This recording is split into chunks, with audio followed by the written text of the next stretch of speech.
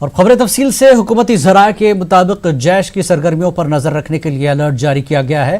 खुफिया जानकारी के मुताबिक वज़ीर आज़म नरेंद्र मोदी और कौमी सलामती मुशीर अजीत डोभाल पर हमले की साजिश रची जा रही है। ज़राए के मुताबिक दहशतगर्द तंजीम जैश मोहम्मद ने हिंदुस्तान में हमले को अंजाम देने के लिए खुसूसी दस्ता तैयार किया है। गैर मुल्की खुफिया एजेंसी से मिले इनपुट के मुताबिक पाकिस्तान की खुफिया एजेंसी ISI का मेजर इस मामले की तैयारी में जैश की लगातार मदद कर रहा है। दहशतगर्द जम्मू, अमृतसर, पठानकोट, जयपुर, कानपुर, लखनऊ और दिल्ली समेत कुल 30 शहरों को निशाना बना सकते हैं। आपको बता दें कि जब से जम्मू कश्मीर से दफा 370 की मनसूखी हुई है, तब से पाकिस्तानी दहशतगर्द हमले की ताक में है। लखनऊ, कानपुर, जयपुर और अमृतसर जैसे 30 बड़े शहरों में आतंकी हमले हो सकते हैं। केंद्रीय जांच एजेंसियों ने अलर्ट जारी कर कहा है कि न सिर्फ ये 30 बड़े शहर बल्कि देश के बड़े बड़े एयरपोर्ट भी आतंकियों के निशाने पर हैं। जांच एजेंसियों का यह भी कहना है कि प्रधानमंत्री नरेंद्र मोदी, गृह मंत्री अमित शाह और राष्ट्रीय सुरक्षा सलाहकार अजीत डोभाल भी आतंकियों के निशाने पर हैं। जैश-ए मोहम्मद ने धमकी देकर यह कहा है कि सितंबर माह में वे बड़े आतंकी हमले कर सकते हैं।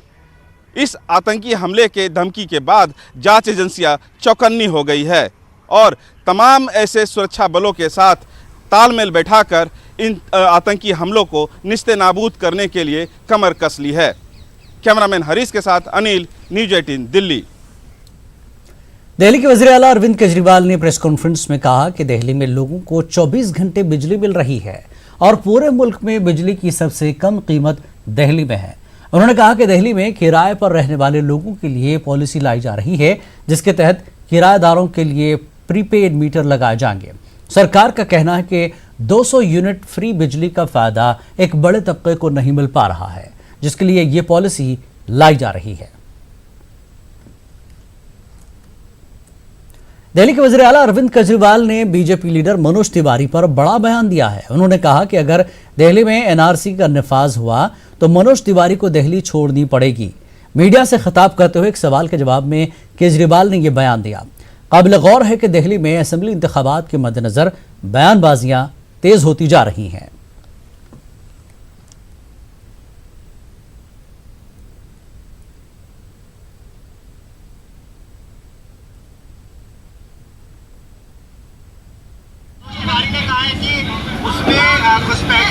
NRC लागू होना चाहिए सर।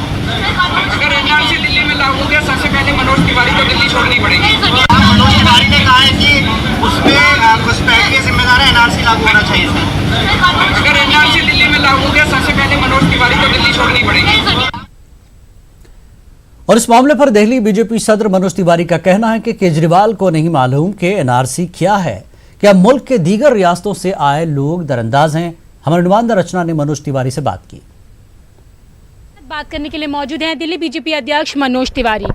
मनोज जी, आज जिस तरीके से अरविंद केजरीवाल ने NRC के मसले पर कहा कि अगर NRC दिल्ली में लागू होता है तो मनोज जी को छोड़ना पड़ेगा दिल्ली को। देखिए, आज बड़ा परिचय मिला है अरविंद केजरीवाल का। उनकी मूल भावना जो दिल्ली में दूसरे प्रांतों से लोग आए हैं, वो चाहे यूपी से हों, बिहार से हों, बंगाल से हों, उड़ीसा से हों, हरियाणा से हों, पंजाब से हों, मध्य प्रदेश से हों, महाराष्ट्र से हों, उनको अरविंद केजरीवाल बाहर भेजना चाहते हैं। इसीलिए कहा ना कि NRC लागू होगी तो मनोज तिवारी को सबसे पहले जाना होगा। मतलब कि मैं प्रवासी हूँ, मैं दूसरे प्रांत से यहाँ आके रह रहा हूँ। तो यही मूल भावना है अरविंद केजरीवाल की, वो आज छलक के आ गई है। अगर इसको नहीं मानते हैं तो फिर अरविंद केजरीवाल ये बड़ा सवाल उठा दिया अपने आप में कि एक IRS ऑफिसर को यही नहीं पता कि NRC क्या होता है। अच्छा मनोज जी, जिस तरीके से अरविंद केजरीवाल ने कहा, इसी मसले पर मैंने बाबा रामदेव से भी प्रश्न पूछा कि उन्होंने कहा है कि मनोज जी को खाली दिल्ली छोड़नी होगी। तो बाबा रामदेव का भी यही कहना है कि क्या अरविंद केजरीवाल नहीं जानते कि NRC का मतलब क्या होता है? अब यही बात है कि चेक होना चाहिए कि कौन स्कूल से पढ़े हैं, सब डिग्री चेक होनी चाहिए। अगर एक मुख्यमंत्री पूरा UPSC पास किए हुए लोगों के ऊपर सवाल उठा दिए, अपमान कर रहे हैं, और अभी उनके और साथी कह रहे हैं कि अरे भाई अभी भी वो समझ रहे हैं कि एनआरसी मतलब दूसरे राज्य से आए हुए। एनआरसी का मतलब है दूसरे देश से इलीगल घुसपैठिए के रूप में आए हुए। तो सर एक लास्ट प्रश्न है कि क्या वो जो इस तरीके के लोग हैं, ऐसे जो शरणार्थी, उनको कहीं ना कहीं घुसपैठियों को बचाने की कोशिश में? अब देखिए, ये तो स्पष्ट हो रहा है ना कि अरविंद केजरीवाल को दर्द क्या है। वो अपनी वोट की राजनीति में इतना नीचे तक गिर जाना चाहते हैं कि जो वो इलीगल घुसपैठिए दूसरे देशों से आए हैं उनको समर्थन करना चाहते हैं। वो जवाब दें देश को और दिल्ली को कि उनकी एनआरसी पर इतनी ज़्यादा ये जो मूर्खता दिखी है वो क्यों है। तो आपने देखा, ये थे हमारे साथ बात करने के लिए दिल्ली बीजेपी अध्यक्ष मनोज तिवारी, जिनका कहना है कि अरविंद केजरीवाल पहले जवाब दे कि एनआरसी पे इस तरीके की बात उन्होंने क्यों की। कैमरा पर्सन प्रहलाद के साथ रचना, न्यूज़ 18 दिल्ली। एमआईएम सदर असदुद्दीन ओवैसी ने डोनाल्ड ट्रंप के उस बयान की मजम्मत की जिसमें उन्होंने पीएम मोदी को फादर ऑफ इंडिया कहा था। असदुद्दीन ओवैसी ने कहा कि डोनाल्ड ट्रंप इल्म से कोरे हैं, उन्हें न हिंदुस्तान और न दुनिया के बारे में कुछ पता है। डोनाल्ड ट्रंप जो है एक जाहिल आदमी है। डोनाल्ड ट्रंप एक पढ़े लिखे ज़्यादा नहीं है वो, और ना तो उनको हिंदुस्तान के बारे में, भारत के बारे में कुछ मालूम, ना उनको गांधी के बारे में कुछ मालूम, ना उनको दुनिया के बारे में कुछ मालूम। अगर मालूम होता तो इस तरह की जुमलेबाजी में वो जुमलेबाजी अदा नहीं करते। गांधी को बाबाए कौम का खिताब इसलिए मिला क्योंकि वो उसको अर्न किए। लोगों ने उनकी कुर्बानी और उनकी जुस्तजू, उनकी मेहनत को देखकर लोगों ने मोहब्बत से और वो अर्न किए। और इस तरह के जो टाइटल या खिताब होते हैं ये किसी को दिए नहीं जाते, ये अर्न किए जाते हैं। तीसरी बात यह है कि पंडित नेहरू और सरदार पटेल ये हिंदुस्तान की सियासत के जायंट्स कह सकते, खद्दावर शख्सियत कह सकते, इनको भी कभी फादर ऑफ नेशन नहीं कहा गया। तो ये इस तरह की बात वो करते हैं। अब रहा सवाल कि उनको एल्विस प्रेस्ली कहा गया, इसमें सच्चाई हो सकती है, इसलिए कि एल्विस प्रेस्ली के बारे में मैंने जो पढ़ा है वो बेहतरीन गाना गाते थे और वो मजमा जमा करते थे। तो हमारे वजीर आजम भी अच्छा भाषण देते, लोग जमा करते। अमेरिकी सदर ने पीएम मोदी को फादर ऑफ इंडिया कहा है, जिसके ताल्लुक से सियासत गर्म हो चुकी है। कांग्रेस लीडर प्रमोद तिवारी ने कहा कि पीएम मोदी को खुद इस बात की तरदीद करनी चाहिए थी क्योंकि मुल्क का एक ही बाबा कौम हो सकता है। मेरे साथ कांग्रेस पार्टी के वरिष्ठ नेता प्रमोद तिवारी जी हैं। सर, देखा जाए तो प्रधानमंत्री अमेरिका दौरे पे हैं, वहाँ पे अमेरिका के राष्ट्रपति ने उनको फादर ऑफ इंडिया कहा है, कैसे देखते हैं? हम उनकी यात्रा के लिए शुभकामनाएं देते हैं, पर दुखद और दुर्भाग्यपूर्ण है, आत्मा आहत है। जब देश अपनी आज़ादी की लड़ाई महात्मा गांधी के नेतृत्व में लड़ रहा था और वो चरम पर थी, देश आज़ादी की तरफ बढ़ रहा था, त्याग और बलिदान के लिए लाखों लोग जेल की यातनाएं सह रहे थे, फांसी पर चढ़ रहे थे, तो महात्मा गांधी का सम्मान करते हुए, उनके उस संघर्ष को सम्मान करते हुए 6 जुलाई 1944 को सिंगापुर रेडियो से गांधी जी को राष्ट्रपिता घोषित किया था नेताजी सुभाष चंद्र बोस ने। सारा देश उनको उसी तरह सम्मान करता है, वो हमारे आदर के भावना है।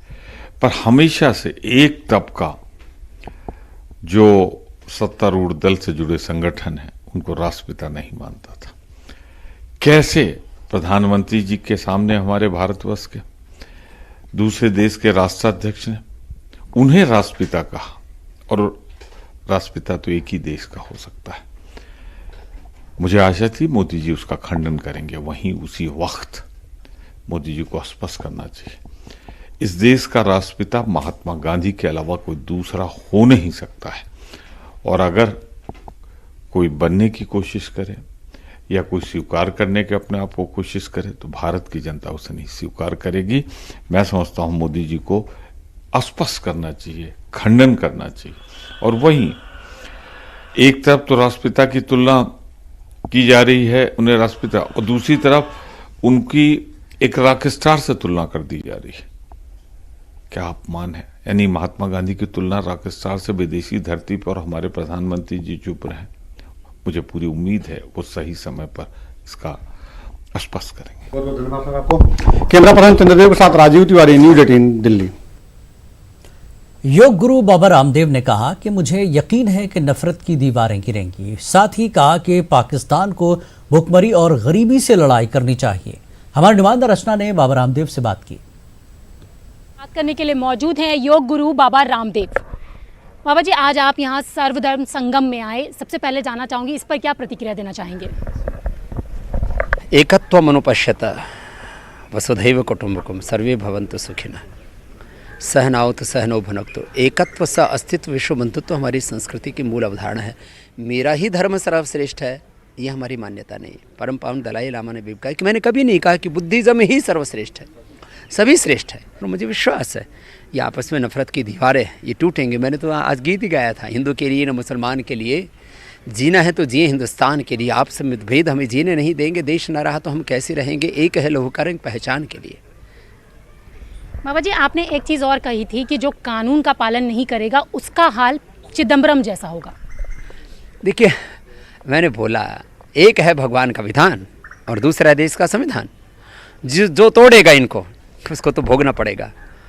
आदमी नशे में ताकत के बल में होश खो बैठता है। वो सोचता है कि अहम ब्रह्मास्मि, इसका तो बहुत ऊंचा अर्थ है, लेकिन मुझसे बड़ा कोई नहीं है। मैं देश का गृह मंत्री हूँ, मैं देश का वित्त मंत्री हूँ, ऐसा सोचते थे कभी चिदम्बरम भी। बाबा जी, आपने कहा कि भारत की ताकत से नकारा नहीं जा सकता। इमरान खान भी अब इस बात को मान चुके हैं। जो कल तक अटैक की बात कर रहे थे वो अब अटैक से नकार रहे हैं। अब वो अपने घर को संभालेंगे मुझे लगता है, और उसके अलावा उसको पास कोई चारा नहीं है। बलूच जिस तरह से हम प्रताड़ित हो रहे हैं, पीओके में लोग प्रताड़ित हो रहे हैं, उसके ऊपर ध्यान दे, अपने भूखमरी गरीबी को ठीक करे। कश्मीर तो भारत का था ही, अब पीओके भी भारत का होगा। अच्छा बाबा जी, एक आखिरी प्रश्न है कि दिल्ली के मुख्यमंत्री अरविंद केजरीवाल का एक नया बयान सामने आया है कि अगर एनआरसी दिल्ली में लागू करने की बात जिस तरीके से मनोज तिवारी कर रहे हैं तो सबसे पहले दिल्ली मनोज तिवारी को छोड़नी होगी। देखिए, मनोज तो कोई बाहरी नागरिक नहीं है। एनआरसी में ये था कि जो देखो, संवैधानिक रूप से तो देश के सभी नागरिकों को यहाँ रहने का अधिकार है। जो असंवैधानिक तरीके से यहाँ पर रह रहे हैं वो देश के लिए खतरा हो सकता है। ये एनआरसी का मतलब है, इसमें कोई राजनीति नहीं होनी चाहिए। बाबा जी, 370 हटा पीए को कब तक भारत में? मुझे लगता है बहुत जल्दी अब पीओके भारत का होगा। तो आपने देखा, ये थे हमारे साथ बात करने के लिए योग गुरु बाबा रामदेव, जिनका कहना है कि जल्द ही पीओके भी भारत में होगा। कैमरा पर्सन प्रहलाद के साथ रचना, न्यूज़ 18 दिल्ली। दिल्ली में एयरपोर्ट अथॉरिटी ऑफ इंडिया के मुलाजमीन यूनियन हुकूमत की जानिब से कई एयरपोर्ट्स की निजीकारी के फैसले के खिलाफ भूख हड़ताल कर रहे हैं। इन मुलाजमीन का कहना है कि जिन एयरपोर्ट्स की निजीकारी की बात हो रही है वो एहसन तरीके से काम कर रहे हैं, तो ऐसे में निजीकारी की ज़रूरत क्यों? हमारा मकसद ये है कि गवर्नमेंट ऑफ इंडिया बिना किसी वजह से हमारे एयरपोर्ट को प्राइवेटाइज कर रही है। पहले भी उन्होंने दिल्ली बॉम्बे भी किया था, और फिर हैदराबाद किया, बेंगलोर किया, और अभी 6 एयरपोर्ट को और प्राइवेटाइज कर दिया है। अभी हमारे पास ये इन्फॉर्मेशन ये है कि और 6-7 एयरपोर्ट को प्राइवेट कर रही है। हमारे एयरपोर्ट की जो रेटिंग आती है, जो इंटरनेशनल रेटिंग आती है, वो सारे एयरपोर्ट की अबोव एवरेज है। जो इंटरनेशनल एयरपोर्ट की मतलब एवरेज है उससे हम अबोव जाते हैं। फिर क्यों प्राइवेट हमें कर रहे हैं? उसके बाद एम्प्लॉयज़ रिलेटेड कुछ नहीं है। सिर्फ एक कहा जाता है कि आपकी नौकरी नहीं जाएंगी। ठीक है, वो हमें पता है नौकरी नहीं जाएंगी, लेकिन नौकरी ना जाना ही रीज़न नहीं है। ये जितने एयरपोर्ट प्राइवेट कर रहे हैं, अभी इन्होंने 6 एयरपोर्ट एक ही आदमी को दिए हैं, अदानी को। तो क्या एक आदमी को की मोनोपोली कर रहे हैं आप? अभी गवर्नमेंट ऑफ इंडिया की मोनोपोली अगर है तो क्या एक आदमी की मोनोपोली कर रहे हैं? किसका फ़ायदा कर रहे हैं? इसलिए हम इस चीज़ को अपोज कर रहे हैं। तो इसलिए हम लोग इसका विरोध कर रहे हैं कि भाई हमारे प्रॉफिट एयरपोर्ट्स को आप मत बेचिए। आपको अगर प्राइवेट देना ही है तो आपने उड़ान के स्कीम में बहुत सारे एयरपोर्ट आप खोल रहे हैं, आप उनको कहिए कि आप आइए और इंफ्रास्ट्रक्चर बिल्ड करिए। जो हम डेवलप कर चुके हैं उसको आप क्यों दे रहे हैं? हनी ट्रैप की एक मुलजिमा की तस्वीर बीजेपी और आरएसएस के लोगों के साथ सामने आई है। कांग्रेस ने हनी ट्रैप की मुलजिमा की तस्वीर जारी की है, जिस पे मुलजिमा बीजेपी लीडर के साथ स्टेज पर नजर आ रही है। देखिए रिपोर्ट। हनी ट्रैप मामला बना सियासी हथियार। हनी ट्रैप की मुलजिमा के साथ बीजेपी लीडर। बीजेपी ने किया सीबीआई जांच का मुतालबा। हनी ट्रैप मामले को सियासी हथियार बनाने की कोशिशें शुरू हो गई हैं। कांग्रेस ने तस्वीर जारी किया है जिसमें हनी ट्रैप मामले की एक मुलजिमा बीजेपी और आरएसएस के प्रोग्राम में नजर आ रही है। कांग्रेस लीडर के मिश्रा के मुताबिक ये फोटो 2008 में खुरई असेंबली हलके में चुनावी तशहीर के दौरान की है, जिसमें बीजेपी लीडर और साबिक वजीर भूपेंद्र सिंह चुनावी प्रोग्राम में हनी ट्रैप की मुलजिमा के साथ स्टेज पर नजर आ रहे हैं। कांग्रेस के रियासती सेक्रेटरी राकेश सिंह यादव ने भी कुछ फोटो जारी किए हैं जिनमें आरएसएस के प्रोग्राम में मुलजिमा नजर आ रही है। देखिए, आज बीजेपी का जो काला चेहरा है वो बेनकाब हुआ है। ये वो भाजपा है जो लगातार पिछले 15 सालों से इस हनी ट्रैप को संरक्षण देती आई है। इस मामले में सवाल पूछे जाने पर बीजेपी के कौमी जनरल सेक्रेटरी कैलाश विजयवर्गीय ने कहा कि मामले की सीबीआई जांच होनी चाहिए। कांग्रेस को इस मामले को सियासी हथियार नहीं बनाना चाहिए। ये हमारे मध्य प्रदेश की राजनीति के अंदर एक बहुत बड़ा काला धब्बा लगा है, जिसने पूरे प्रदेश को देश के अंदर शर्मसार किया है, और इसलिए इसकी निष्पक्ष जांच एजेंसी से होना चाहिए। यदि सेंट्रल एजेंसी करे, सीबीआई करे, तो मुझे बहुत प्रसन्नता होगी। बहरहाल सच क्या है इसका पता तो जांच के बाद ही चल पाएगा, लेकिन हनी ट्रैप मामले पर रियासत में सियासत जरूर गर्म हो गई है। अब देखना होगा कि जांच में क्या हकीकत सामने आती है। इंदौर से न्यूज़ 18 के लिए अरुण त्रिवेदी की रिपोर्ट। मध्य प्रदेश के भिंड में फौज का जहाज हादसे का शिकार हो गया है। मिग 21 एयरक्राफ्ट पानी में गिर गया। जहाज के दोनों पायलट्स ने खुद कूदकर अपनी जान बचाई है। खबर मिलते ही फौज के आला अफसरान ने मौके पर पहुंच के इस मामले में जांच का हुक्म दे दिया गया है। जो पायलट है वे पैराशूट से उतर के सही दुरुस्त में कोई दिक्कत नहीं, वे अपने हेलीकॉप्टर आया, उनको आध घंटे बाद उनको ले गया, और जहाज का आधा हिस्सा मट्टी में कपा हुआ, बहुत काफी गड्ढा हो गया है, और ऐसी घटना कोई नहीं घटी। दिल्ली के तर्ज पर अब मध्य प्रदेश में भी प्याज राशन की दुकानों पर मिलेगा। मध्य प्रदेश सरकार इसके लिए मंसूबा तैयार कर रही है। ये कहना है रियासत के फूड सप्लाई वजीर प्रद्युम्न सिंह तोमर का। उनके मुताबिक सरकार प्याज की कीमतों पर नजर रखे हुए है ताकि प्याज की कालाबाजारी पर लगाम लगाया जा सके।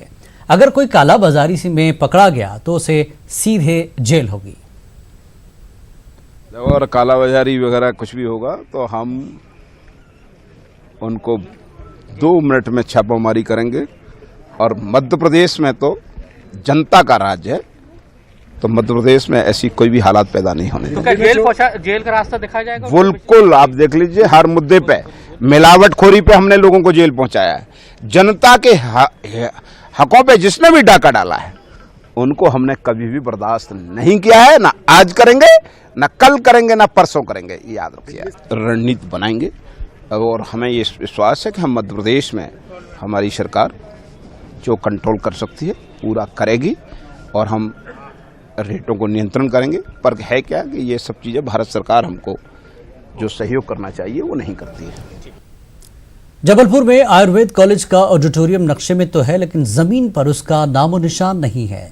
बिल्डिंग की तामीर में बदनवानी की बात सामने आ रही है। देखिए रिपोर्ट। बिल्डिंग तामीर में बदनवानी, ऑडिटोरियम की आड़ में घोटाले, सरकार को इत्तला दिए बगैर बदल दिया नक्शा।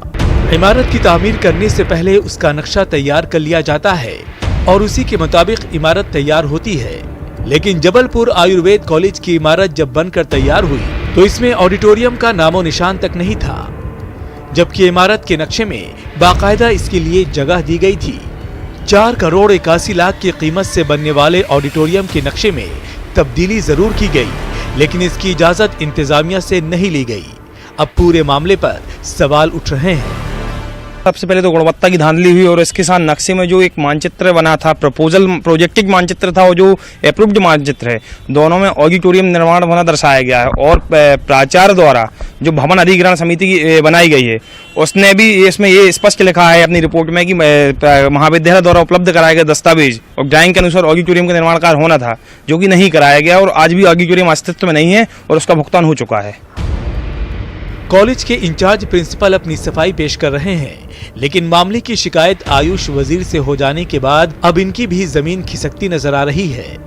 जब इसका भवन का हैंडओवर लिया जाना था तो हमने संस्था स्तर की एक जांच कमेटी मतलब हस्तांतरण समिति बनाई थी, जो यहाँ के एक वरिष्ठ शिक्षकों की कमेटी थी। उन्होंने अपने रिपोर्ट में जरूर ये लिखा था कि चूंकि इसमें मानचित्र में ऑडिटोरियम बना है तो ऑडिटोरियम भवन का निर्माण कार्य होना चाहिए था, लेकिन चूंकि राशि उपलब्ध नहीं हुई और इस चीज़ का उल्लेख उन्होंने लघु उद्योग निगम ने भी किया, जो निर्माण कार्य एजेंसी थी, कि हमको राशि के उपलब्ध होने पर ही इसका निर्माण कार्य किया जा सकता है, इस कारण जो है नहीं किया गया। पूरे मामले को समझें तो बगैर इंतजामिया की इजाजत के इमारत के डिजाइन को बदल दिया गया। अब पूरे मामले की जांच का मुतालबा किया जा रहा है। जबलपुर से न्यूज़ 18 के लिए प्रतीक अवस्थी की रिपोर्ट। हनी ट्रैप मामले में छत्तीसगढ़ के वजीर आला भूपेश बघेल ने कहा कि अब तक मध्य प्रदेश सरकार से इस सिलसिले में कोई जानकारी नहीं मिली है। इस मामले में जिसका भी नाम आएगा उसके खिलाफ कार्रवाई होगी। वहीं पीसीसी सदर मोहन ने हनी ट्रैप मामले पर मुतनाज़ा बयान दिया है। उन्होंने कहा है कि रियासत में 15 साल की हुकूमत में रमन सिंह सरकार ने शराब और शबाब पर ही ध्यान दिया, जिसकी वजह से रियासत की बदनामी हो रही है। ये तो वाया मीडिया ये जानकारी मिली है। यदि मध्य प्रदेश गवर्नमेंट यदि से शेयर करती है और वहाँ यदि कोई कार्रवाई हो रही है तो यहाँ भी उसमें विचार। 15 साल रमन सिंह की सरकार शबाब और शराब दोनों पे विशेष जोर दिया था, जिसमें उनके मंत्रियों के भी नाम आ रहे। कहीं न कहीं छत्तीसगढ़ ले बदनाम का दाग लगा है। छत्तीसगढ़ के बेमेतरा में कोतवाली थाना इलाके में गांव के पास मजदूरों से भरा ट्रैक्टर पलट गया। इस हादसे में 2 मजदूरों की मौके पर ही मौत हो गई, जबकि 15 से ज्यादा लोग जख्मी हो गए। जख्मियों को जिला अस्पताल में दाखिल करा गया है। ये तमाम लोग दूसरे गांव जा रहे थे। अभी प्रातःकाल सूचना मिलेगी कि करीबन सुबह 7-7:15 बजे के आसपास करही गांव की कुछ महिलाएं एक ट्रैक्टर में सवार होकर खेती काम के लिए रवेली जा रही थी।